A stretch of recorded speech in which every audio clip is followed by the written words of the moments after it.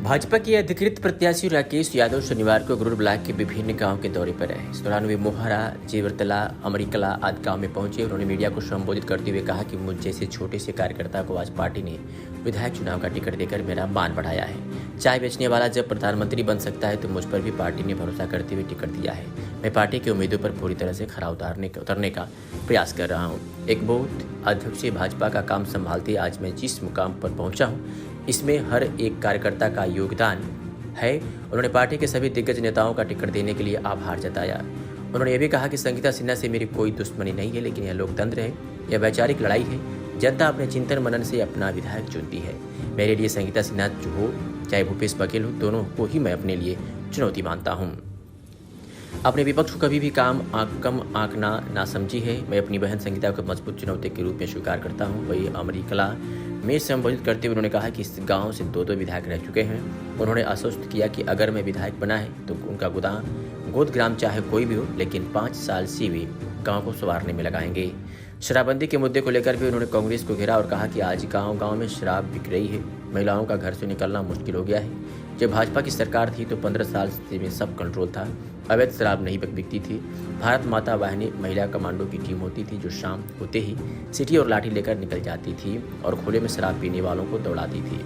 इस तरह महिलाएं स्वतंत्र महसूस करती थी, लेकिन आज असामाजिक तत्वों का उत्पात बढ़ गया है। उन्होंने कहा कि हमारी सरकार अगर छत्तीसगढ़ राज्य में बनती है तो सबसे पहले 12 लाख आवासों को बनवाएंगे। यह आवास इन 5 साल में बन जाने थे, लेकिन भूपेश सरकार ने सिर्फ इसलिए नहीं बनाया था कि अगर बन जाते तो प्रधानमंत्री नरेंद्र मोदी का नाम हो जाता। यह भी देखने में आ रहा है कि कांग्रेस सरकार में नौकरशाही काफ़ी हावी रही, लेकिन हमारी सरकार बनती है तो हम नौकरशाही हावी नहीं होने देंगे। जनता का काम समय पर होगा, उसके साथ कोई अत्याचार नहीं होने दिया जाएगा।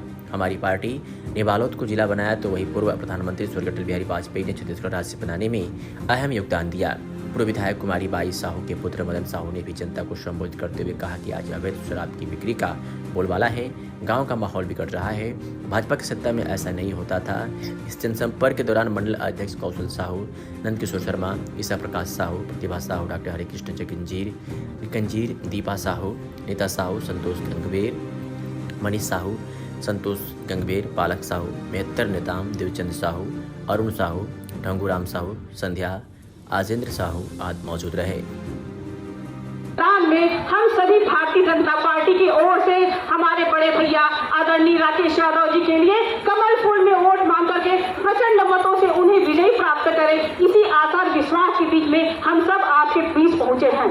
आप सभी इससे पहले भी क्षेत्र के प्रतिनिधित्व करते हुए आप मेरी बहन को देख चुके हैं कि एक महिला होते हुए मेरे बीच में मेरी महिला बहनें बैठी हुई हैं। मैं क्षेत्र के विकास के बारे में ज्यादा नहीं कहूंगी, मैं भ्रष्टाचार के बारे में नहीं कहूंगी, क्योंकि यदि भ्रष्टाचार के बारे में बात करूंगी तो सुबह से लेकर के शाम और रात बीत जाएगी, परंतु भ्रष्टाचारी वाली बात खत्म नहीं हो पाएगी। आप सभी को भारतीय जनता पार्टी में कार्यकर्ताओं की पार्टी है। एक चाय बेचने वाले परिवार का बच्चा देश का प्रधानमंत्री बनता है और मुझ जैसा छोटा सा कार्यकर्ता जो बूथ का अध्यक्ष था, बालोद की सड़कों में भारतीय जनता पार्टी का झंडा उठाकर नारा लगाता था, दीवारों पर नारा लिखते थे, अटल अटल कमल निशान मांग रहा है हिंदुस्तान।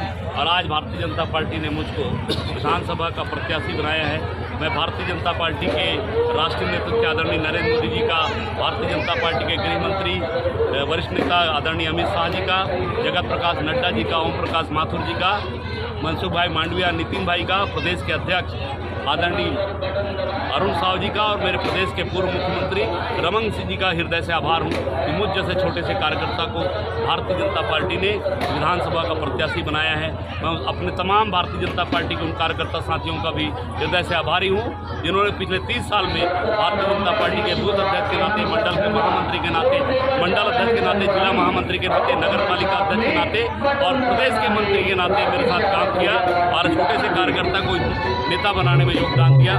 सबके प्रति मैं आभार व्यक्त करता हूँ। चुनाव में चुनौतियाँ सभी लोग एक बराबर है, कभी अपने दुश्मन को किसी मामले में कम नहीं समझना चाहिए।